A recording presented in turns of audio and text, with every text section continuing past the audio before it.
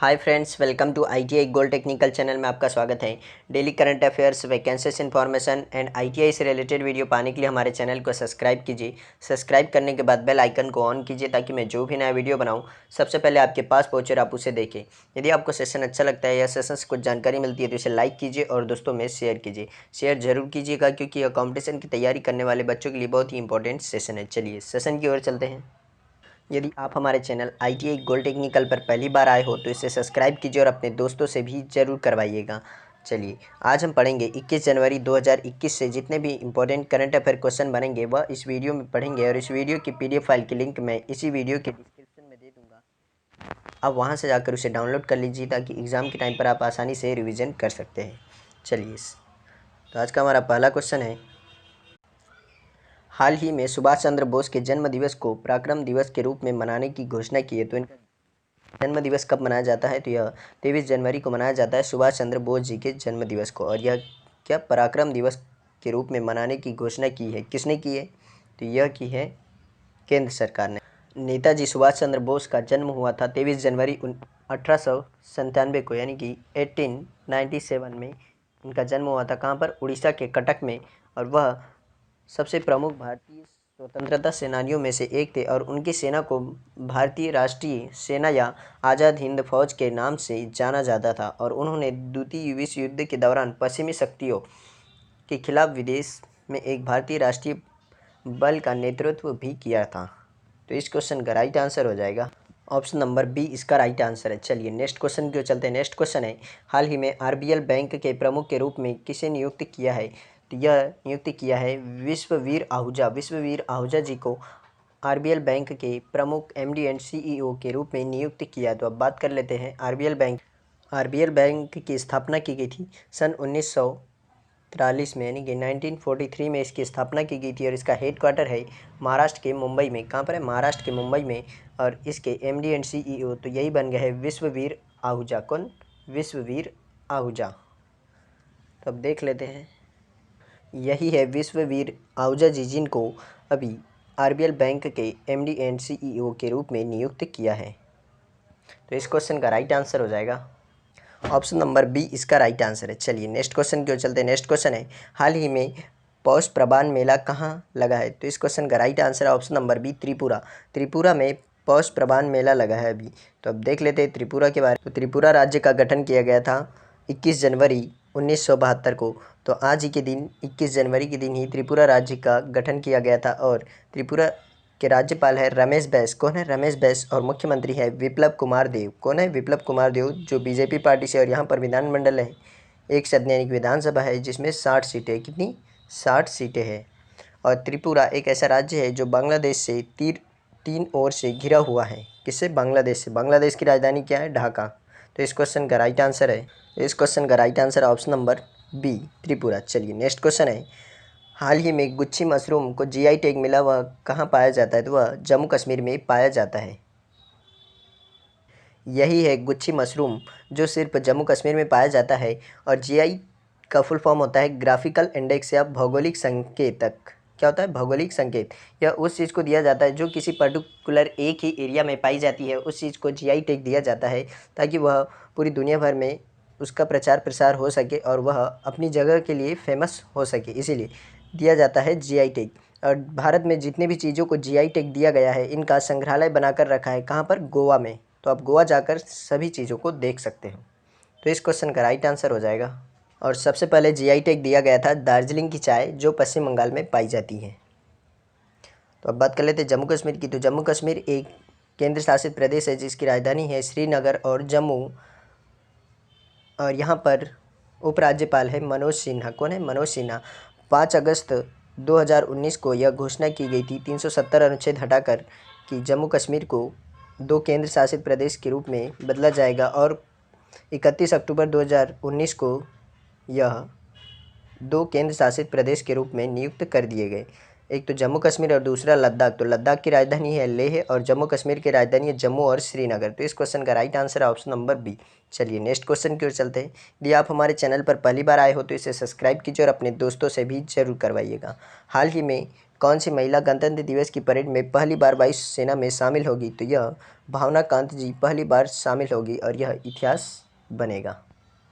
गणतंत्र दिवस परेड में शामिल होकर महिला फाइटर पायलट भावना कांत इतिहास रचने को तैयार है और वह वर्तमान में राजस्थान एयरबेस पर तैनात है और मिग-21 बाइसन लड़ाकू विमान उड़ाती है, जो भारतीय वायुसेना की झांकी का एक हिस्सा होगी। यही है भावना कांत जी जो इस वर्ष भारतीय गणतंत्र दिवस पर जो परेड होगी उसमें शामिल होने जा रही है, पहली फाइटर महिला पायलट। तो इस क्वेश्चन का राइट आंसर है ऑप्शन नंबर ए, इसका राइट आंसर है। चलिए नेक्स्ट क्वेश्चन की ओर चलते हैं। नेक्स्ट क्वेश्चन है, हाल ही में योवेरी मुसेवेनी किस देश के राष्ट्रपति बने हैं? तो यह बने हैं युगांडा के राष्ट्रपति और यह लगातार 6वीं बार यहाँ के राष्ट्रपति बने हैं।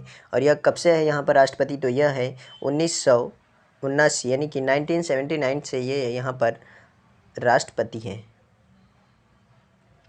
तो अब देख लेते हैं, यही है मुसेवेनी जो युगांडा के राष्ट्रपति बने हैं लगातार 6वीं बार। राष्ट्रपति मुसेवेनी ने दशकों से विद्रोही गतिविधि और गृह युद्ध में उलझे युगांडा को स्थिरता और आर्थिक विकास लाने का काम किया है और उनका कार्यकाल अफ्रीका में HIV एड्स के लिए भी एक सबसे प्रभावी राष्ट्रीय प्रतिक्रियाओं में से एक रहा है। तो इस क्वेश्चन का राइट आंसर है ऑप्शन नंबर ए, युगांडा। चलिए नेक्स्ट क्वेश्चन की ओर चलते हैं। नेक्स्ट क्वेश्चन है, हाल ही में अमेरिका के बाद, सर यहाँ टाइपिंग मिस्टेक हो गया है, अमेरिका के बाद ओपन स्काई ट्रीटी में से किस देश ने बाहर निकलने की घोषणा की है? तो यह रूस ने अब ओपन स्काई ट्रीटी से बाहर निकलने की घोषणा की है अमेरिका के बाद में। अभी हाल ही में अमेरिका इस ट्रीटी से बाहर निकला था और अब रूस ने भी घोषणा कर दी है। तो अब बात कर लेते हैं रूस की। रूस की राजधानी है मॉस्को। क्या है? मॉस्को। और यहाँ पर राष्ट्रपति है व्लादिमीर पुतिन। कौन है? Vladimir Putin. और कोरोना वायरस महामारी के समय सबसे पहले जो कोरोना वैक्सीन बनाई गई वह स्पुतनिक बनाई गई कहाँ पर? रूस में। दुनिया में सबसे पहली वैक्सीन बनी थी स्पुतनिक वी। और यहाँ पर राष्ट्रपति भी हैं व्लादिमीर पुतिन और प्रधानमंत्री है दमित्री मेदवेदेव। कौन है? दमित्री मेदवेदेव यहाँ पर प्रधानमंत्री है और यहाँ पर मुद्रा चलती है रूबल। क्या है यहाँ की मुद्रा? रूबल।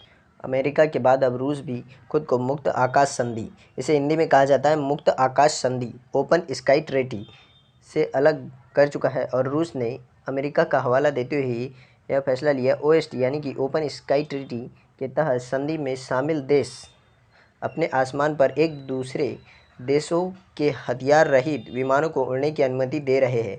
और इसी सहमति से अभी रूस और अमेरिका दोनों बाहर निकल गए हैं और इस संधि में 34 देश शामिल हैं और अब अमेरिका और रूस इससे अलग हो चुके हैं। तो इस क्वेश्चन का right answer option number D, इसका राइट आंसर है। चलिए नेक्स्ट क्वेश्चन की ओर चलते हैं। नेक्स्ट क्वेश्चन है, हाल ही में भारत और किस देश के मध्य एक्स डेजर्ट नाइट 21 वायुसैनिक अभ्यास का आयोजन किया जा रहा है? तो यह फ्रांस और भारत के मध्य हो रहा है। कौन सा? डेजर्ट नाइट 21 वायुसैनिक अभ्यास। तो अब बात कर लेते हैं फ्रांस की। फ्रांस की राजधानी है पेरिस और यहाँ पर राष्ट्रपति है इमैनुअल मैक्रोन। कौन है? इमैनुअल मैक्रोन है यहाँ पर राष्ट्रपति और प्रधानमंत्री एडवर्ड फिलिप। कौन है? Edward Philip. और यहाँ पर मुद्रा चलती है यूरो। क्या है यहाँ की मुद्रा? यूरो। और यहाँ पर संसद के उच्च सदन को सीनेट कहा जाता है और निम्न सदन को राष्ट्रीय परिषद कहा जाता है। यह भी आप एक्स्ट्रा फैक्ट की तरह याद रख सकते हैं। तो इस क्वेश्चन का right answer option number B. चलिए नेक्स्ट क्वेश्चन की ओर चलते हैं। यदि आप हमारे चैनल ITI गोल्ड टेक्निकल पर पहली बार आए हो तो इसे सब्सक्राइब कीजिए और अपने दोस्तों से भी जरूर करवाइएगा। हाल ही में किस देश में साइनोफार्मा कोविड-19 वैक्सीन को मंजूरी दी है? तो यह मंजूरी दी है पाकिस्तान ने। तो पाकिस्तान की राजधानी इस्लामाबाद और यहाँ पर प्रधानमंत्री है क्रिकेटर इमरान खान। कौन है? इमरान खान यहाँ पर प्रधानमंत्री है और राष्ट्रपति है आरिफ अलवी। और यहाँ पर भी मुद्रा चलती है कौन सी? रुपया, पाकिस्तानी रुपया। और भारत और पाकिस्तान को डिवाइड करने वाली लाइन का नाम है रेड क्लिफ लाइन। क्या है? Red Cliff line. इसमें भी की है और रेड क्लिफ लाइन में भी की है। तो आप इस तरीके से इसे याद रख सकते हैं। इस क्वेश्चन का right answer option number B. चलिए नेक्स्ट क्वेश्चन की ओर चलते हैं। नेक्स्ट क्वेश्चन है, हाल ही में कुशल श्रमिकों के प्रोत्साहन के लिए जापान और किस देश के मध्य समझौता हुआ है? यह भारत के मध्य। तो अब जापान और भारत के मध्य हुआ, तो अब बात कर लेते हैं जापान की। जापान की राजधानी है टोक्यो और यह होन्शु द्वीप पर है। कहाँ पर है? होन्शु द्वीप पर है। यह भी याद जरूर रखिएगा क्योंकि कई बार एग्जाम में यह क्वेश्चन पूछ लिया जाता है। मुद्रा है एन और प्रधानमंत्री है योशिहिदे सुगा। कौन है? Yoshihide Suga. जिन्होंने स्थान लिया है किसका? शिंजो आबे का। इन्होंने स्थान लिया शिंजो आबे का। और यहाँ पर संस्था का नाम है डाइट। यह भी क्वेश्चन कई बार एग्जाम में पूछा गया है। अब बात कर लेते हैं भारत और जापान के मध्य होने वाले प्रमुख संयुक्त सैन्य अभ्यास। दोस्तों मैं ये जो भी एक्स्ट्रा फैक्ट बताता हूँ आप यह जरूर याद रखिए, क्योंकि यह कई बार एग्जाम में पूछे जाते हैं। जिमैक्स नौसैनिक अभ्यास है, शैड नौसैनिक अभ्यास है, भारत जापान और चीन यह 3 देशों के मध्य हो रहा है। कैजिन संधि अभ्यास यह नौसैनिक अभ्यास है भारत और जापान के मध्य। शिन्यू मैत्री है वायुसेना के बीच होने वाला संयुक्त सैन्य अभ्यास। CTTX यानी counter terrorism table top exercise यह होती है भारत जापान अमेरिका और ऑस्ट्रेलिया 4 देशों के मध्य। नेक्स्ट क्वेश्चन है, आप देख लेते हैं इसमें क्या है। जापान 4 द्वीपों पर है, होन्शु, होकाइडो और क्यूशू और शिकोकू। जापान को सूर्योदय का देश, सुकुमार फूलों का देश, पूर्व का ग्रेट ब्रिटेन भी कहा जाता है। विश्व का सबसे बड़ा ज्वालामुखी फ्यूजियामा सुसुप्त यहीं पर है।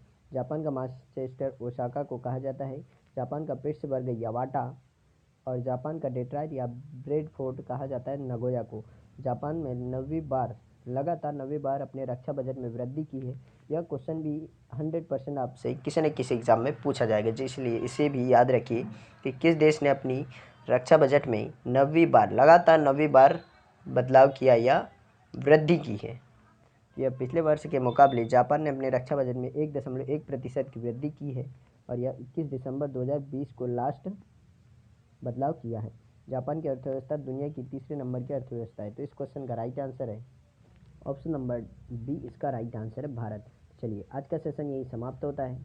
यदि आप चैनल पर नए आए हो तो इसे सब्सक्राइब कीजिए और सब्सक्राइब करने के बाद बेल आइकन को ऑन कीजिए, ताकि मैं जो भी नया वीडियो बनाऊं सबसे पहले आपके पास पहुंचे और आप उसे देखें। यदि आपको सेशन अच्छा लगता है, सेशन से कुछ जानकारी मिलती है तो इसे लाइक कीजिए और दोस्तों में शेयर कीजिए।